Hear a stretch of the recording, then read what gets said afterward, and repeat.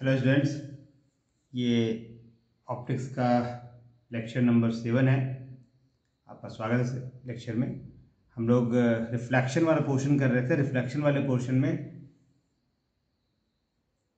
Mirror का part कर रहे थे और मिरर में हमने एक प्रॉब्लम किया था एनसीईआरटी वाले बुक का। ये दूसरा प्रॉब्लम कर रहे हैं एनसीईआरटी, ये प्रॉब्लम नंबर है, ये एनसीईआरटी का चैप्टर नंबर 9 मतलब पार्ट 2 का, और ये सेकेंड प्रॉब्लम है चैप्टर नंबर 9 का सेकेंड प्रॉब्लम, मतलब पार्ट 2 जो आपका फिजिक्स का है उसका सेकेंड प्रॉब्लम। और ये प्रॉब्लम करने के पीछे एक कारण ये है कि हम इस प्रॉब्लम को यूज़ करते हुए आपको बता पाएँ कि दर्पण के सामने, मिरर के सामने अगर ऑब्जेक्ट रखा जाए, वस्तु रखा जाए, तो उसका इमेज कहाँ बनेगा। साधारणतः क्या होता है, स्कूल में हम देखते हैं पहले रे डायग्राम या किरण आरेख बनाते हैं और बताते हैं इस जगह पे रखेंगे तो किरण आरेख की मदद से आपका इस जगह पे इमेज बनेगा।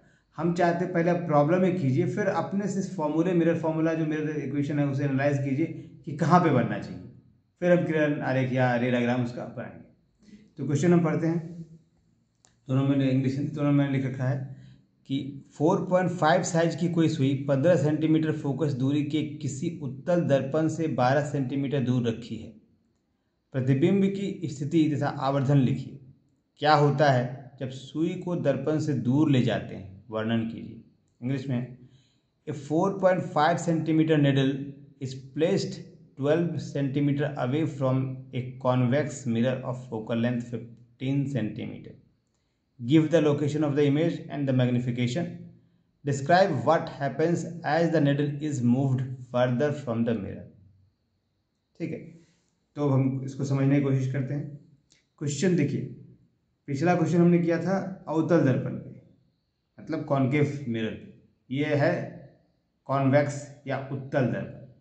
ठीक है, तो ये आपका उत्तल दर्पण के लिए है, कॉन्वेक्स मिरर। पहला पॉइंट है कि हमारे पास प्रॉब्लम में दिया हुआ है क्या, एक उत्तल दर्पण है, तो हम उत्तल दर्पण बनाते हैं या कॉन्वेक्स मिरर। ये आपका, ये आपका उत्तल में उठा हुआ तल जिसका रिफ्लेक्टिंग सरफेस उठा हुआ हो, अवतल में जिसका रिफ्लेक्टिंग सरफेस धंसा हुआ हो। ठीक है, इसका मिडिल पॉइंट ले लीजिए, ये सपोज ये इसका मिडिल पॉइंट हो गया। अब हम प्रिंसिपल एक्सिस ड्रॉ करेंगे, ये ड्रॉ कर दिया। अब देखिए, प्रॉब्लम जब भी आप करते हैं तो सबसे पहली चीज़ उसमें देखनी होती है कि क्या क्या गिवन है, क्या क्या दिया हुआ है पोजीशन। तो यहाँ हम लिखते हैं गिवन, यहाँ ही लिखते हैं क्या क्या दिया हुआ है। तो पहला दिया हुआ है साइज ऑफ द सुई, मतलब size of the needle, needle का साइज। साइज को हम एच से इंडिकेट करते हैं। सपोज कीजिए निडल कहीं रखा हुआ, भी कहाँ पे रखा हुआ भी देखते हैं। एच आपके पास है 4.5 सेंटीमीटर, ये सेंटीमीटर छूट के यहाँ पे सेंटीमीटर होना चाहिए। ठीक, अब ये साइज चूंकि रखा हुआ निडल एक्सिस के ऊपर ही होगा, जनरली हम ऑब्जेक्ट एक्सिस के ऊपर रखते हैं, तो आपका ये पॉजिटिव साइन होगा। अब कह रहा है कि 15 सेंटीमीटर फोकस दूरी, मतलब इसका फोकस दूरी, तो ये जो कॉन्वेक्स मिरर है इसका फोकस लेंथ किधर होगा, इस साइड होगा, क्योंकि जिस स्फीयर का पार्ट है ये स्फीयर किधर बनेगा, इधर बनेगा। तो फोकस क्या होगा आपका, रेडियस ऑफ कर्वेचर का हाफ होता है। रेडियस ऑफ कर्वेचर आपका वह होता है जो स्फीयर, जिस स्फीयर से, जिस गोले से बना है दर्पण, उसका सेंटर होगा उसका सेंटर जो होगा वो होगा सेंटर ऑफ कर्वेचर, और सेंटर से पोल की दूरी रेडियस ऑफ कर्वेचर, उसका हाफ लेंगे तो फोकस आता है। ये हमारा सपोज कीजिए पोल हो गया। ठीक, यहाँ पे कहीं सपोज कीजिए ये अगर गोला हम सही से अगर बनाते तो ये सेंटर सपोज यहाँ पे आता है, ये आपका सेंटर ऑफ कर्वेचर, और फोकस कहाँ पे आएगा, तो ये आपका फोकस आएगा। और आपको साइन कन्वेंशन या चिन्ह परिपाटी याद है कि अगर हम ऑब्जेक्ट यहाँ पे कहीं पे लेंगे, ठीक है, इधर लेंगे तो हमारा इंसिडेंट रे किधर होगा, इधर से होगा। और इंसिडेंट रे के डायरेक्शन में अगर हम डिस्टेंस मेजर कर रहे हैं तो हमें इधर क्या मेजर करें, फोकल लेंथ यहाँ से इधर मेजर करेंगे, इधर ही मेजर करेंगे ना, पी से एफ, तो क्या होगा, पॉजिटिव होगा। इंसिडेंट रे के डायरेक्शन में अगर मेजर करते हैं डिस्टेंस तो पॉजिटिव होता है। तो फोकल लेंथ हमारा यहाँ पे क्या हो जाएगा 15 सेंटीमीटर, ये पॉजिटिव होगा। कॉन्वेक्स में, कॉन्केव में हम देखे थे कि फोकल लेंथ हमारा इस साइड आ रहा था लेफ्ट साइड, तो इंसिडेंट रे के अपोजिट कर रहे थे तो नेगेटिव लिए थे। अब ऑब्जेक्ट की पोजीशन देखिए, यू कितना है 12 सेंटीमीटर दूर रखा गया मिरर से, तो 12 सेंटीमीटर, अगर ये 15 है तो थोड़ा सा छोटा होगा। ये सपोज कीजिए कि हमने निडल यहाँ पे रख दिया, तो ये अगर आप नाम दे दें इसका बी ए, तो आपके पास जो पी बी डिस्टेंस है वो नेगेटिव होगा, क्योंकि इंसिडेंट रे आपका इधर होगा, डिस्टेंस ऑफ पी से इधर में मेजर कर रहे हैं यू का, तो ये नेगेटिव होगा। तो नेगेटिव होगा तो लिख दीजिए ये यू इक्वल टू क्या हो जाएगा 12 है -12 सेंटीमीटर। आपको 3 चीज़ दिया हुआ, हाइट, ये हाइट हो गया, ये ऑब्जेक्ट डिस्टेंस हो गया, और ये फोकल लेंथ हो गया। ठीक, और निकालना क्या है, निकालना है आपको v। सबसे पहला कि ऑब्जेक्ट डिस्टेंस क्या होगा, दूसरा ऑब्जेक्ट का नेचर क्या हो, मैग्निफिकेशन क्या होगा। अब दोनों निकाल लेंगे तो ऑब्जेक्ट का नेचर निकल जाएगा आपको, ऑब्जेक्ट का नेचर कैसा, कैसा प्रतिबिंब कैसा होगा, nature of object, sorry nature of image not object, ये निकल जाएगा। और लास्ट में दिया है कि अगर आप नीडल को इस दर्पण से दूर ले जाते हैं तब इमेज आपका कैसा बनेगा, इमेज कहाँ बनेगा, इमेज में क्या चेंज होगा।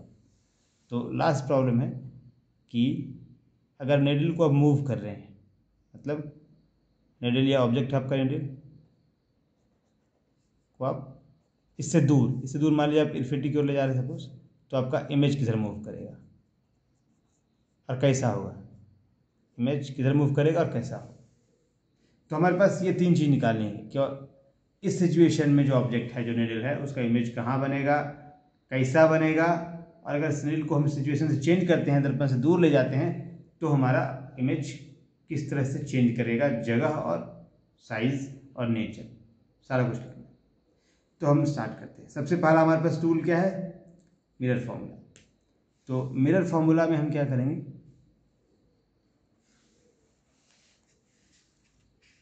मिरर इक्वेशन जो है, फ्रॉम मिरर इक्वेशन लिख देते हैं, मिरर इक्वेशन। ठीक, तो मिरर इक्वेशन क्या है कि 1/u plus 1/v is equal to 1/f, right. u दिया है, f दिया है, वैल्यू पुट कीजिए। u कितना है -12 सेंटीमीटर है, v को एल चीज रहने दीजिए, f कितना है 15 सेंटीमीटर है, तो 1/v क्या हो जाएगा 1/15 सेंटीमीटर प्लस इसको इधर ले जाइए 1/12 सेंटीमीटर। तो आप इसका एलसीएम ले सकते हैं, ये 15 सेंटीमीटर इंटू 12 सेंटीमीटर, आप चाहे तो एलसीएम 60 लेके फिर 4 वो भी कर सकते हैं। तो ऊपर कर दिए 12 सेंटीमीटर प्लस 15 सेंटीमीटर, तो कितना आ जाएगा, ये आ गया 1 सेंटीमीटर स्क्वायर, को काट दीजिए। अब देखिए यहाँ आप काट सकते हैं किससे, 3 से, 3 9 27, 3 4 12, 3 3 9, 3 5 15, ठीक है, ये आ गया।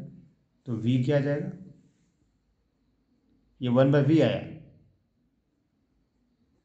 तो v क्या आ जाएगा 20/3 cm।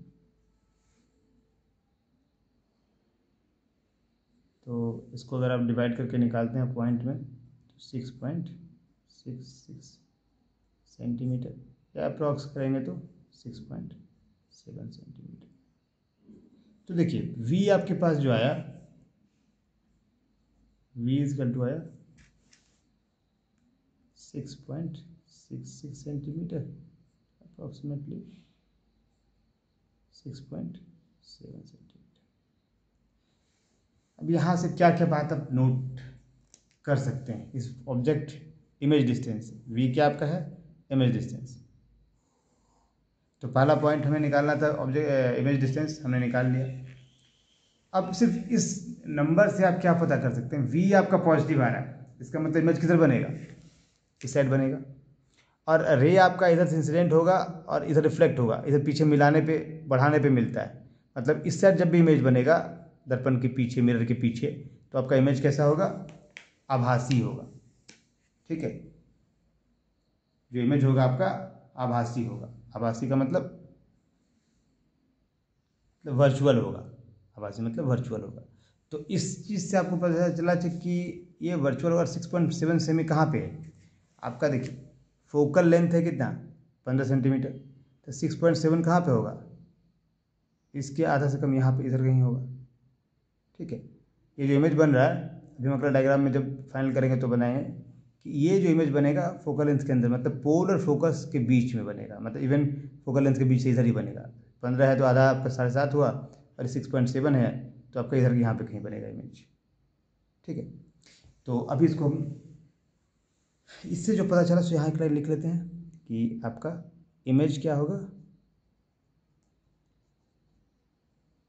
ये वर्चुअल बन रहा है। और कहाँ पे बन रहा है, बिटवीन पोल एंड फोकस। इस सिर्फ हम इस पॉइंट से इसको नोट कर पाए। हमने क्या किया, मिरर फॉर्मूला अप्लाई किया, मिरर इक्वेशन अप्लाई किया, और उससे हमारे पास ऑब्जेक्ट डिस्टेंस दिया हुआ है, मतलब वस्तु की दूरी दी हुई है, फोकस दूरी दी हुई है, तो प्रतिबिंब की दूरी निकाल ली है। प्रतिबिंब की दूरी से हमको पता चला कि इमेज वर्चुअल होगा, क्योंकि रे आपका रिफ्लेक्ट होकर इधर ही जाना है। अभी रे डायग्राम बना के दिखाएंगे, रे आपका इधर आता नहीं, बस सबको उसको लगता है, आभास होगा कि रे यहाँ मिल रहा है, इमेज यहाँ बन रहा है, तो उसको आभास ही कहता है, आभास हो रहा है, वर्चुअल है, रियल नहीं। रियल इमेज कब बनता है, जब इधर बनता है, इस साइड। तो एक बात तो हमारे पास निकल गई। अब दूसरा पॉइंट में क्या निकालना है, मैग्नीफिकेशन। तो मैग्नीफिकेशन हम निकालते हैं यहीं पे। मैग्नीफिकेशन क्या होगा, तो या पेज पलट देते हैं, जगह नहीं है। ये मैग्नीफिकेशन या आवर्धन का फॉर्मूला होता है। एच प्राइम क्या है, इमेज हाइट है, ऑब्जेक्ट हाइट है, और इमेज डिस्टेंस है, ऑब्जेक्ट डिस्टेंस है। ठीक है, तो अब मेरे पास ये दोनों दिया हुआ है, ये दोनों भी दिया हुआ नहीं है, हमको निकालना पड़ेगा। ये दिया हुआ है तो यहाँ से निकाल लीजिए। एम मैग्नीफिकेशन क्या आने वाला है, नेगेटिव साइन, वी कितना आया मेरे पास, 6.7 आया। ठीक है, और यू कितना है, यू है -12। ठीक, तो आपके पास मैग्नीफिकेशन क्या जाना है, नेगेटिव नेगेटिव कट जाएगा। इसको आप डिवाइड करेंगे तो आपके पास कितना आएगा, ये ऑलमोस्ट आपके पास आएगा 0.55। तो आपका आवर्धन या मैग्नीफिकेशन है वो आ गया 0.55। एम को लिख दीजिए 0.55।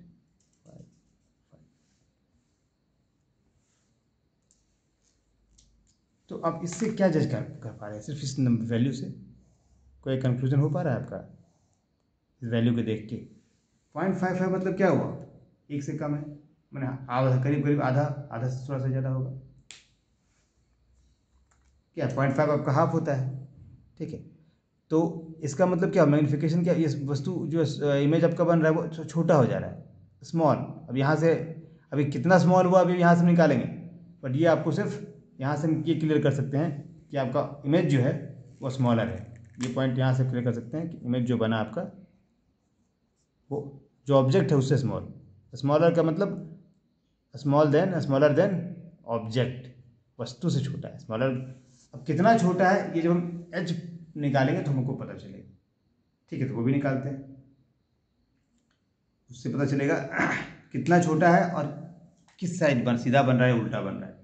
तो देखिए वो हमारे पास क्या है, मैग्नीफिकेशन ये वाला पार्ट लेते हैं, अभी हमने इन दोनों को लेके बनाया था, एच प्राइम बाय एच। तो एच प्राइम हमारे पास कितना है, मैग्नीफिकेशन कितना आया, सो देखिए मैग्नीफिकेशन आया 0.55, और एच प्राइम जो आपके पास है वो आपको निकालना है। एच प्राइम क्या है, प्रतिबिंब का की ऊंचाई, हाइट ऑफ इमेज, और h हमारे पास हाइट ऑफ ऑब्जेक्ट है, ये दिया हुआ है, ये 4.5 सेंटीमीटर पॉजिटिव दिया हुआ है। तो h प्राइम क्या आ जाना चाहिए, h प्राइम आ जाना चाहिए 0.55 इंटू 4.5 सेंटीमीटर। इसको जब मल्टीप्लाई करेंगे तो करीब करीब ये आ जाएगा आपका 5 20, ये 2.475 आ जाएगा। इसको अप्रॉक्सीमेट करते हैं तो बेसिकली 2.5 सेंटीमीटर आ रहा है। तो आपके पास इमेज का हाइट क्या आ गया, इमेज का हाइट आ गया, इमेज की ऊंचाई अप्रॉक्सीमेटली 2.5 सेंटीमीटर। अब इससे हम क्या क्या डिकोड कर सकते हैं, सो देखिए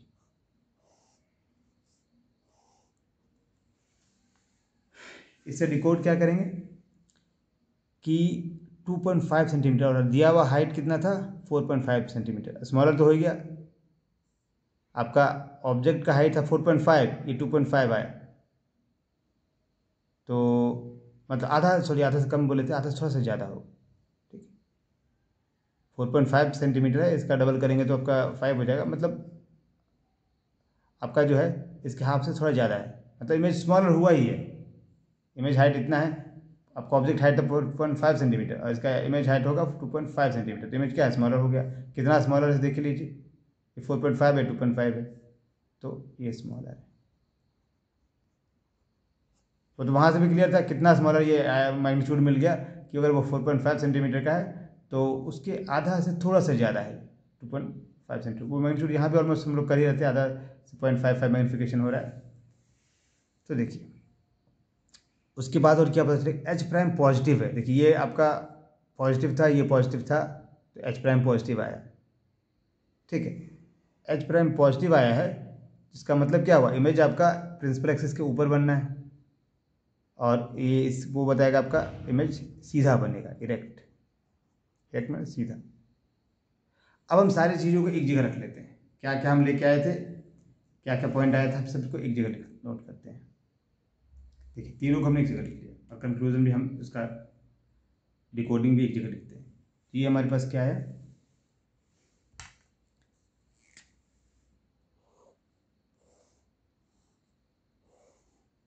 यह है इमेज डिस्टेंस v, ये मैग्निफिकेशन, और ये हाइट ऑफ इमेज, प्रतिबिंब की दूरी, आवर्धन और प्रतिबिंब की ऊंचाई। और इन तीनों के साथ हमारा कंक्लूजन क्या आया था कि जो इमेज बनेगा वो कैसा बनेगा, पहला तो वर्चुअल बनेगा, फर्स्ट इससे कंक्लूड किए थे, मैंने दर्पण मिरर के पीछे बन रहा है। दूसरा स्मॉलर बनेगा, तीसरा सीधा बनेगा, इरेक्ट। और एक पॉइंट यहाँ पे हम और नोट किए थे, जब हमने वी निकाला था, वी पहला 6.7 सेंटीमीटर था और डायग्राम में देखे थे फोकल लेंथ इसका 15 सेंटीमीटर है, तो ये कहाँ पे बना था, किस पोजीशन पे, between pole and focus, pole and focus. तो ये हमारा जो डेटा आया, देखिए हमने क्या किया, मैथमेटिकली फॉर्मूले को यूज़ करके सारा जो चीज़ें हमारे पास नहीं थी या जो गिवन थी उसकी मदद से हमने उसको जो नहीं थी उसे निकाल लिया और उससे हमने इमेज के बारे में सारा जानकारी नोट कर लिया कि इमेज हमारा अगर कॉन्वेक्स लेंस के सामने उत्तल दर्पण के सामने कोई वस्तु रखी हुई है तो आपका इमेज हमें आभासी बनेगा, छोटा बनेगा, सीधा बनेगा, फोकस के बीच बनेगा। अभी हमने u दिया था कि u आपके पास दिया हुआ है सर्टन वैल्यू, अब अगर u की वैल्यू चेंज करते हैं, लास्ट प्रॉब्लम आपका क्या था, अगर u की वैल्यू चेंज करते हैं तो यहाँ पे हम डायग्राम फिर से एक बार बनाते हैं। देखिए ये हमने रे डायग्राम बना दिया इसका। अब हम दिखाएंगे आपको कि कैसे बन रहा है डायग्राम इस ऑब्जेक्ट के लिए जो रखा हुआ है। ये आपका एक्स प्राइम है, ये प्रिंसिपल एक्सिस या मुख्य अक्ष है, ये आपका अवतल दर्पण, ठीक है, या कॉन्वेक्स मिरर है, ये इसका रिफ्लेक्टिंग साइड है, ये इसका जो कलर किया हुआ साइड होता है, पेंट किया हुआ साइड होता है वो है। तो इसका जो फोकस है इस पॉइंट पे होगा, का सेंटर ऑफ कर्वेचर यहाँ पे होगा। ये फोकल लेंथ दूरी हो गई, यहाँ से यहाँ की दूरी रेडियस ऑफ कर्वेचर होगी। ये आपका ऑब्जेक्ट है, ऑब्जेक्ट का नाम दे दीजिए आपका बी ए। अब आपका इमेज इसका बन रहा है कहाँ पे, ये दूरी कितनी है, ये दूरी आपकी है 12 सेंटीमीटर दी हुई। ये देखिए हम डिस्टेंस आपको यहाँ लिख देते हैं ताकि पता चले। 15 सेंटीमीटर आपका फोकस दिया हुआ था, तो आपका सेंटर ऑफ कर्वेचर 30 सेंटीमीटर होना चाहिए, ठीक है। और ये आपको दिया हुआ है ऑब्जेक्ट डिस्टेंस जो है वो 12 सेंटीमीटर, ये 12 सेंटीमीटर फिगर में दिख रहा है, ये बड़ा है छोटा है। अब इसका डायग्राम ये कह रहा है कि ये मैग्नीट्यूड कह रहा है भी कहाँ बन रहा है 6.7, तो ये अगर 15 है तो इसका आधा 7.5 यहाँ होगा, तो करीब करीब इस जगह पे यहाँ पे कहीं इसका इमेज बनना चाहिए, ठीक है। तो अब हम इसको इसका रे डायग्राम बनाएंगे, तो देखिए कैसे इसको हम रे डायग्राम इसका कंस्ट्रक्ट करते हैं। तो आपको बताए थे कि रे डायग्राम कंस्ट्रक्ट करने के लिए कम से कम 2 या 3 रे की ज़रूरत है, कम से कम 2 या 3, जनरली 3 लेते हैं, 2 से भी काम चल जाएगा। तो 2 रे कौन कौन सा लेते हैं, एक तो रे जो यहाँ पे आके पहला इंसिडेंट कर रही है, इस रे को हमने ड्रॉ कर लिया,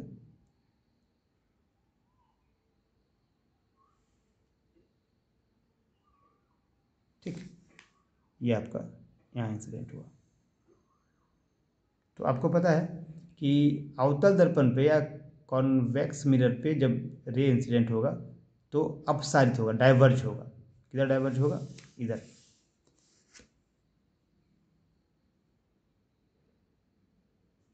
एक रे ये आएगा, और दूसरा रे क्या होगा, जो फोकस से जा रहा है या जो सॉरी सेंटर ऑफ कर्वेचर से जा रहा है, ये नॉर्मल का काम करता है। तो देखिए ये आपका,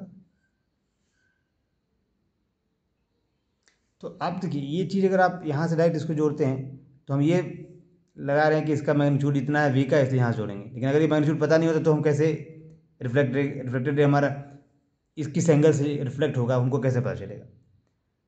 एंगल तो इंसिडेंट हुआ, सॉरी रे तो इंसिडेंट हुआ, अब वो किस एंगल से रिफ्लेक्ट करेगा वो आपको जानना है। अब यहाँ पे चूंकि वी दिया हुआ है तो हम उस पॉइंट से जहाँ पे ऑब्जेक्ट का इमेज का डिस्टेंस पोजीशन है उससे हम इसको कनेक्ट करके रिफ्लेक्ट करेंगे। लेकिन उससे बेहतर तरीका है, आपको लॉ ऑफ रिफ्लेक्शन को यूज़ कीजिए।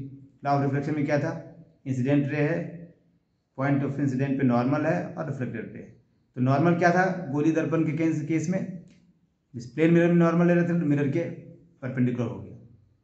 ये जो आपका गोली दर्पण है, स्फेरिकल मिरर है, उस केस में आपको बताया था नॉर्मल क्या होगा, पॉइंट ऑफ इंसिडेंस और सेंटर ऑफ कर्वेचर्स को जो मिलाने वाली रेखा है वो नॉर्मल होगा। नॉर्मल में जो रे इंसिडेंट हो रहा है उसी में जा रहा है, उसी में लौट रहा है। तो आपका पहले नॉर्मल बनाइए, तब आप बना पाएंगे रिफ्लेक्ट किस में हो रहा है। ये आपका नॉर्मल हो गया, ये इस पॉइंट ऑफ इंसिडेंट पे नॉर्मल।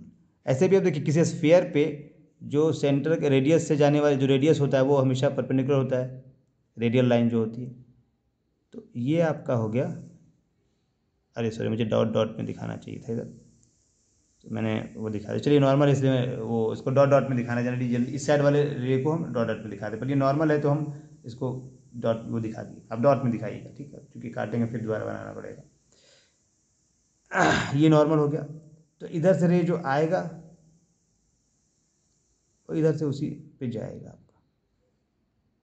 अब आप निकाल सकते हैं कि रिफ्लेक्शन किधर हो रहा है। रिफ्लेक्शन देखिए, आप एंगल ऑफ इंसिडेंस इतना पता हो गया तो आपका लॉ ऑफ रिफ्लेक्शन कहता है एंगल ऑफ रिफ्लेक्शन भी उतना ही होना चाहिए। तो आप सेम इसी एंगल से, जितना एंगल ये है उसी एंगल से आपको रखना है। देखिए ऑलमोस्ट उसी पॉइंट पे आ रहा है जहाँ पे हम लोग नोट किए थे।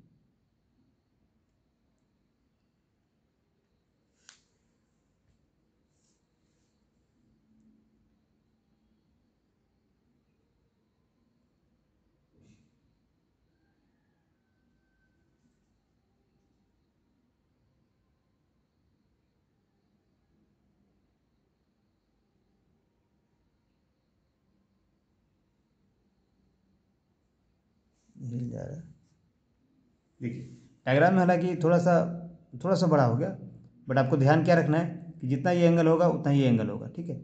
तो आपको ये रिफ्लेक्ट होकर रे इस डायरेक्शन में जाएगी।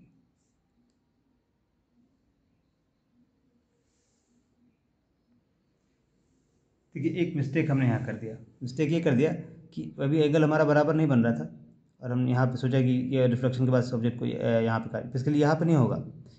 जब रिफ्लेक्शन, आपको फोकस का क्या डिफिनेशन था कि इंसिडेंट रे अगर कॉनकेव लेंस है तो जहाँ पे पैरेलल, जो प्रिंसिपल एक्सिस की पैरेलल रे जा रही है वो कन्वर्ज करेगी। अगर अवतल दर्पण है, कॉन्वेक्स मिरर है, तो जहाँ पे डाइवर्ज करती हुई अपसारित हुई, तो ये लाइन इसलिए बड़ा छोटा एंगल लग रहा है क्योंकि फोकस हमने यहाँ पे मिला दिया, ये फोकल लेंथ पे मिलेगा, इस जगह पे मिलेगा, इस पॉइंट पे। तो इसको हम डायग्राम को चेंज करते हैं, ठीक है। ये देखिए, ये आपका कॉनकेव मिरर है, सॉरी कॉन्वेक्स मिरर है, अवतल दर्पण, कॉन्वेक्स मिरर।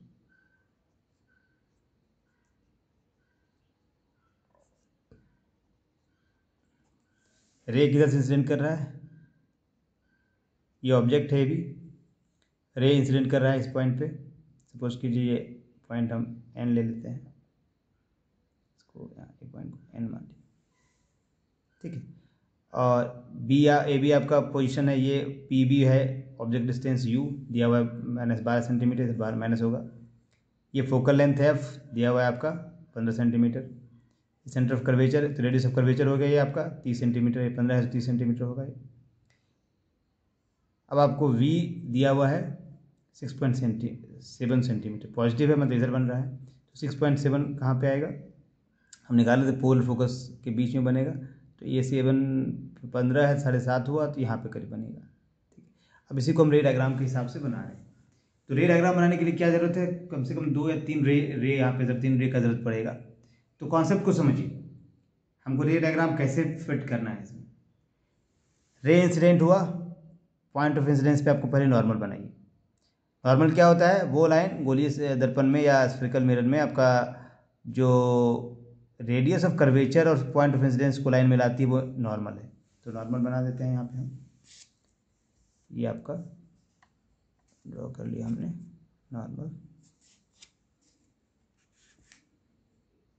इस पॉइंट को मिला के ये हमने नॉर्मल ड्रॉ कर दिया।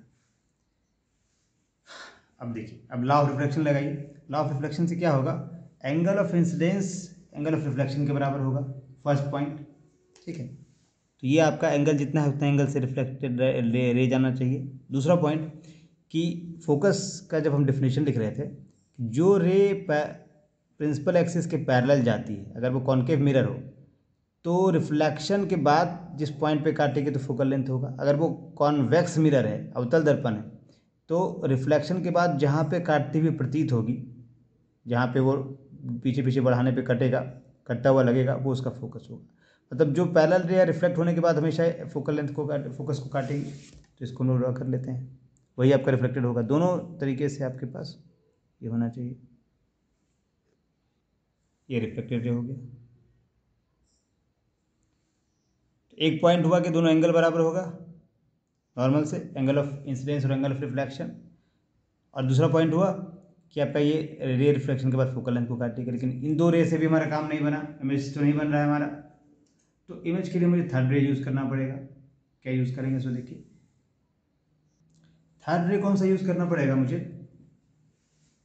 कि जो रे आपका पोल पे जाती है, मतलब एंगल ऑफ इंसिडेंस यहाँ पे बनाइए, एंगल ऑफ रिफ्लेक्शन सेम होगा, तो वो रे बैक बढ़ाने पे जहाँ पे काटेगी वहीं पे इमेज बनेगा आपका। दिखाते हैं आपको, सपोज कीजिए यहाँ किसी एंगल से एक रे इंसिडेंट हो रही है ऐसे,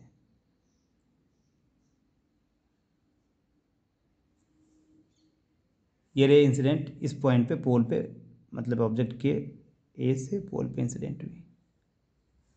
अब ये इसके लिए नॉर्मल हो गया, सेंटर ऑफ कर्वेचर से जाने वाली लाइन है, प्रिंसिपल एक्सिस है इसका।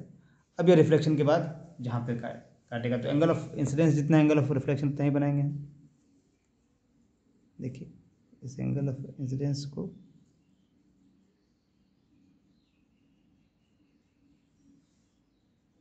ये आपका देखिए, ये रे इंसिडेंट हो रहा है यहाँ पे, और ये थोड़ा सा कम लग रहा है, ये थोड़ा सा कम लग रहा है। डायग्राम आपको ऐसे बनाना है कि दोनों बराबर लगे, ठीक है, मेजर करके। तो ये आपका यहाँ पे काटा, तो आपका ऑब्जेक्ट कहाँ पे बना, इस जगह पे।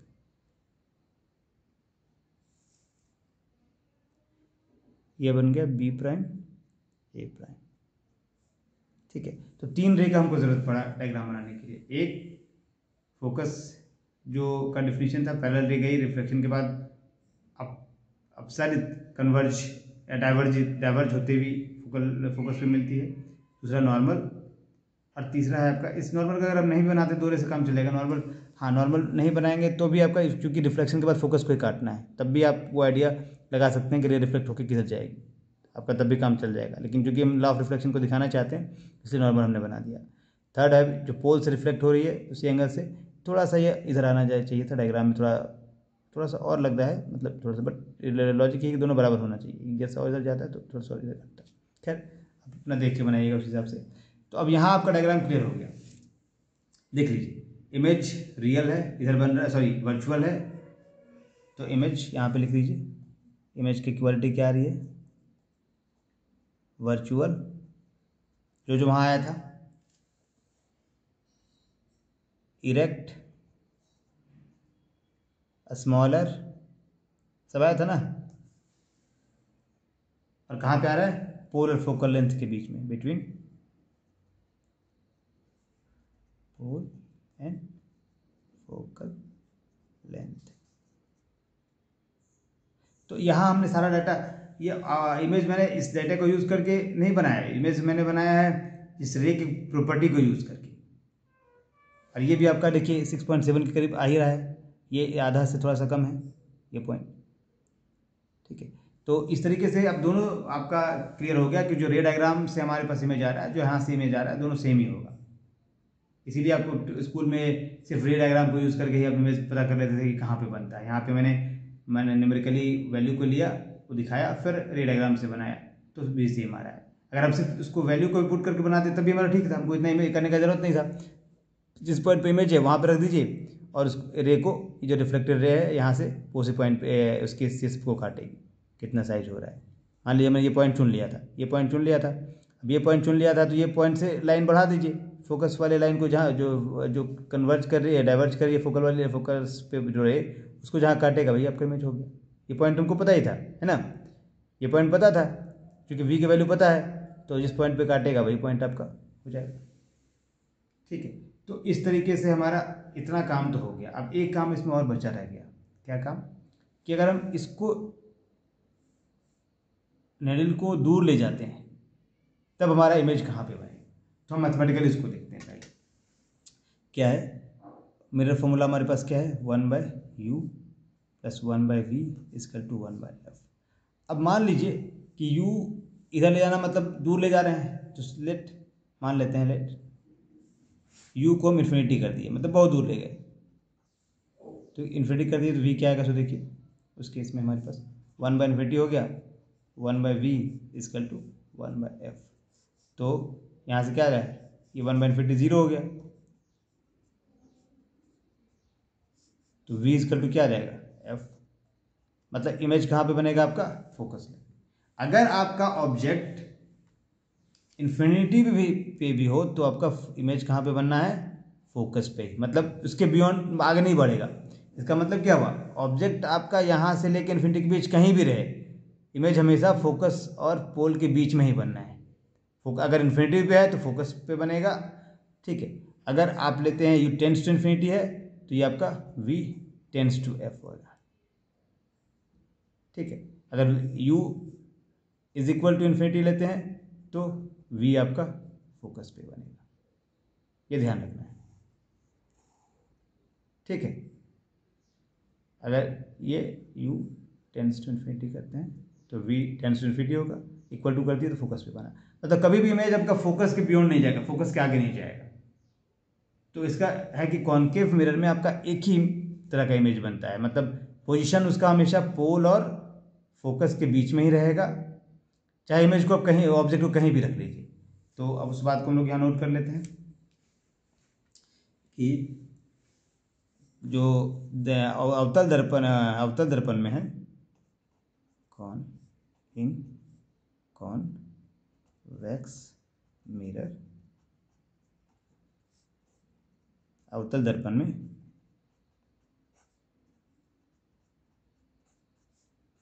इमेज प्रतिबिंब कहाँ बनेगा? इमेज या प्रतिबिंब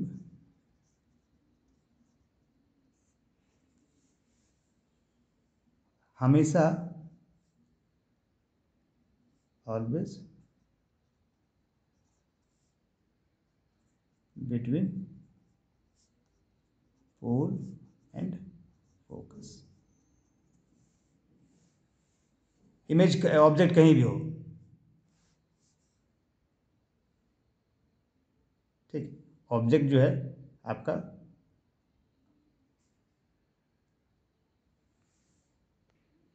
ठीक है, for object between pole and infinity, वस्तु या बिंब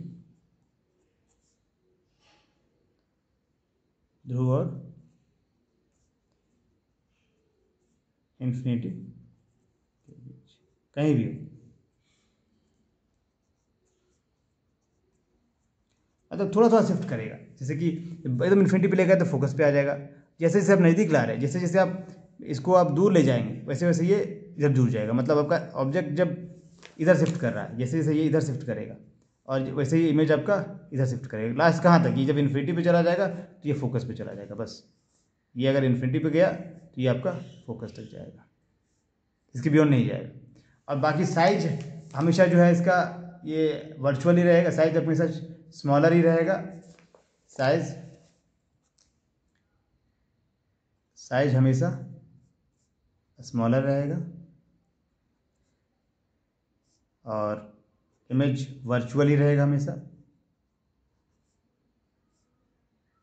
स्मॉलर रहेगा, वर्चुअल रहेगा, इरेक्ट रहेगा। ये हर आपके पास एक ही तरह का डायग्राम, आपके रे डायग्राम बनेगा सबके लिए। किसी जगह पोजीशन बनाइए, सिर्फ क्या अंतर आएगा, जैसे आप ऑब्जेक्ट को आप ये पोजीशन चेंज करेंगे, ये पोजीशन इमेज का चेंज होगा, लेकिन ये पोल और फोकस के बीच ही रहना है। ऑब्जेक्ट आपका यहाँ से जैसे आप शिफ्ट करेंगे, इमेज आपका ऐसे शिफ्ट करेगा। अगर मान लीजिए इसको हम यहाँ ले लेते तो इमेज यहाँ पे शिफ्ट करता, हल्का सा शिफ्ट करता। इसको यहाँ ले लेते, यहाँ शिफ्ट करता। ठीक है, इस तरीके से आपका ये शिफ्ट करता जाएगा। तो अल्लाह में इन्फिनिटी भी ले लेंगे तो फोकस पे आ जाएगा। ठीक है, तो ये हमारा प्रॉब्लम जो है वो कौन, आप डायग्राम आप ये डायग्राम को चेंज करके देखिएगा। ऑब्जेक्ट को आप यहाँ था, इसी जगह पे पुट करके देखिए, फिर डायग्राम देखिए कहाँ पे बनता है बिना किसी वैल्यू का। एक आप ये होमवर्क ले लीजिए, होमवर्क आपका है कि रे डायग्राम बनाइए। होमवर्क जहाँ पे यू आपका मान लीजिए फोकल 15 सेंटीमीटर था ना, मान लीजिए 20 सेंटीमीटर ले लीजिए। तो आपके पास सब कुछ सारा डाटा यही रखिए, सारा डाटा जो पिछला है वही रखिए, खाली ऑब्जेक्ट डिस्टेंशन चेंज किए हैं। तो अब यहाँ से दोनों कीजिए। एक फोकल लेंथ भी आपके पास यहाँ पे 15 सेंटीमीटर दिया हुआ है, और हाइट ऑब्जेक्ट का वही रखिए 4.5 सेंटीमीटर है। अब यहाँ से अब वी निकालिए, ठीक है, और रे डायग्राम बना के देखिए कि आपका क्या आ रहा है। बिना वी निकाले भी रे डायग्राम बना के देखिए, और वी निकाल के भी रे डायग्राम बना के देखिए। ठीक है, मैग्नीट्यूड लेके देखिए। तो वी निकाल कैसे करना था, वी का वैल्यू लीजिए, जहाँ फोकस वाला लाइन काट रहा है उससे जो इसका काटेगा वही इसका इमेज का हाइट हो जाएगा। तो दोनों तरीके से निकाल के वेरीफाई करिए कि इमेज ऑलमोस्ट इसी तरह का बनेगा, सिर्फ थोड़ा सा शिफ्ट होगा, थोड़ा सा हल्का सा आपका इधर शिफ्ट होगा, इधर शिफ्ट हो रहा है तो इधर शिफ्ट होगा। तो इस तरीके से हमारा काम हो गया कॉन्वेक्स मिरर का, अवतल दर्पण का। ठीक है, चलिए, हाँ वीडियो काफ़ी लंबा हो गया थोड़ा समझाने में। आप इसको ज़रूर देखिए और कमेंट कीजिए, फिर हम लोग ज़रूरत पड़ा तो आज फिर डाउट क्लास ले लेंगे। अगर आप लोग वीडियो देख, आज हम अगर अपलोड कर पाते हैं, क्योंकि इसमें कुछ एडिट करना है मुझे, कुछ साउंड आ गया, कुछ एडिट करना है, अगर एडिट हो पाया टाइम पे तो हम अपलोड कर पाएंगे।